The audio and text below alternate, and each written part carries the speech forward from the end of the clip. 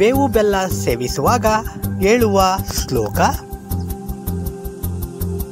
ಶತಾಯುಃ ವಜ್ರದೇಹಾಯ ಸರ್ವಸಂಪತ್ಕರಾಯ ಚ ಸರ್ವಾರಿಷ್ಟ ವಿನಾಶಾಯ ನಿಂಬಕಂ ದಳಭಕ್ಷಣಂ.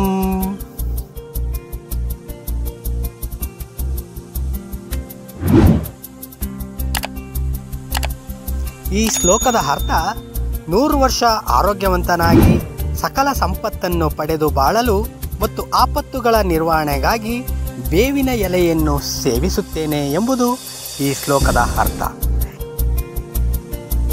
ಈ ಶ್ಲೋಕವನ್ನು ನಾವು ಯುಗಾದಿ ಹಬ್ಬದ ದಿನ ಬೇವು ಮತ್ತು ಬೆಲ್ಲವನ್ನು ಸೇವಿಸ್ತಾ ಹೇಳಿದ್ರೆ ಸಕಲ ಆರೋಗ್ಯ, ಸಂಪತ್ತು, ಸಮೃದ್ಧಿ ನಮ್ಮದಾಗುತ್ತೆ.